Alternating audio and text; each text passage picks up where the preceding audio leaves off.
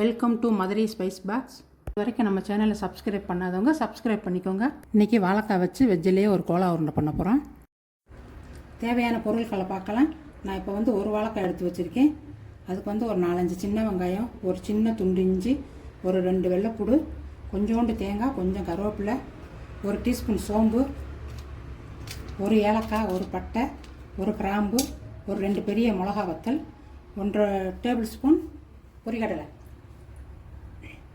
தேவையான அளவு எண்ணெய், தேவையான அளவு உப்பு, கொஞ்சமாக மஞ்சத்தூள், கொஞ்சம் மல்லி இலை எடுத்து வச்சுருக்கேன் மாவில் போட்டு பிணையிறதுக்கு.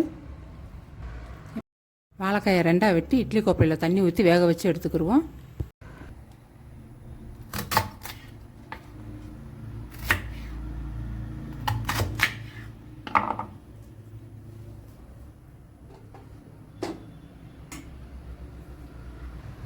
நல்லா வேக வச்சு எடுத்துக்கலாம்.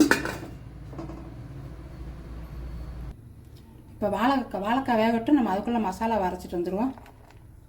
நம்ம எடுத்து வச்சுருக்க பொருளெல்லாம் சேர்த்து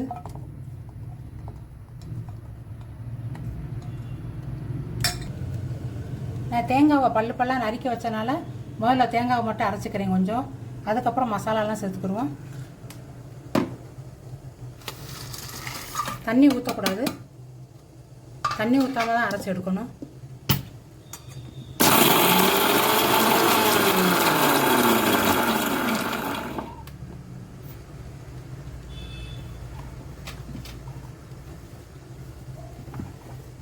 இந்த மாதிரி குறைன்னு அரைச்சி எடுத்துக்கிடுவோம். இன்னும் கொஞ்சம் அரைச்சிக்கிடுவோம். கருவேப்பிலையும் சேர்த்துக்கிடுவோம். இப்போ சேர்த்து அரைச்சிட்டு வந்துடுவோம்.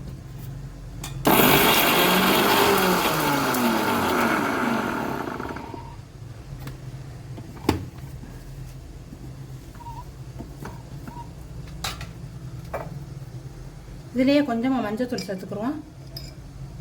ஒரு 1/2 டீஸ்பூன், ஒரு 1/2 டீஸ்பூன் உப்பு சேர்த்துக்கிடுவோம்.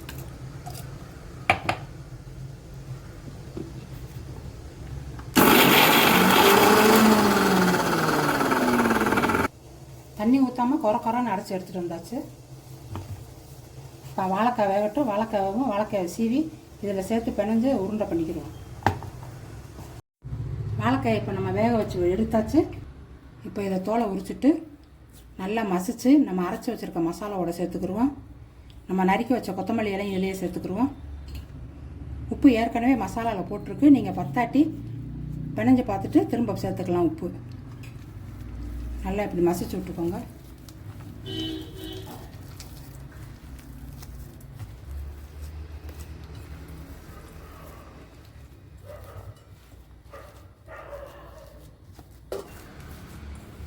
வாழைக்காய் போட்டு பிசையும் போதே நல்லா மசாலா வடையெல்லாம் நல்லா வரும். கோலா உருண்டை வடை, கறி கோலா உருண்டை மாதிரியே இருக்கும். இது சாப்பிட்றதுக்கு நீங்கள் செஞ்சு சாப்பிடுங்க. இதே மாதிரி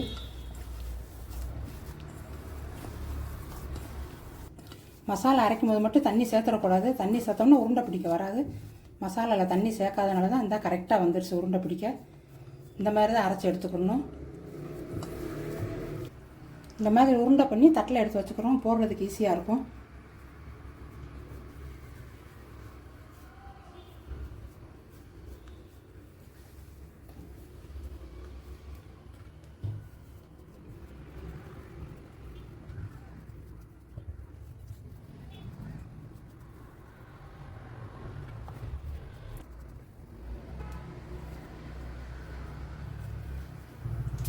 ஒரு பெரிய வாழைக்காய் எடுத்து தான் பண்ணோம். இது அந்த ஒரு வாழைக்காய்க்கு 11 உருண்டை வந்திருக்கு. இப்போ கடாயில் எண்ணெயை ஊற்றிக்கிடுவோம். எண்ணெய் சூடாகவும் நம்ம பண்ணி வச்சுருக்க வாழைக்காய் கோலா உருண்டை போட்டு எடுத்துக்கிடுவோம்.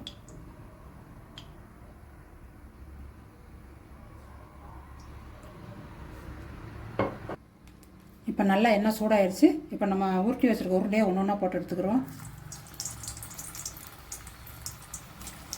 அடுப்பு லோ ஃப்ளேம்லேயே வச்சுக்கோங்க. ரொம்ப எண்ணெய் காயக்கூடாது.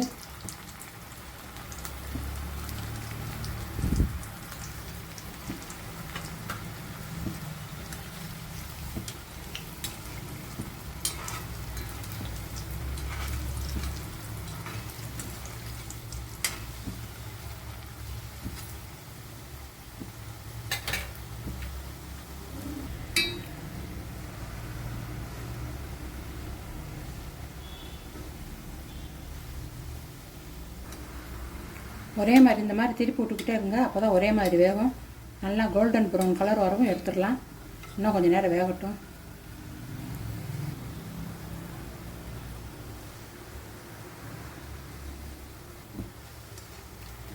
இப்போ நல்லா வெந்து வந்துருச்சு. இந்த மாதிரி கோல்டன் ப்ரௌன் கலர் வரணும், அந்த பிறகு எடுத்துக்கலாம்.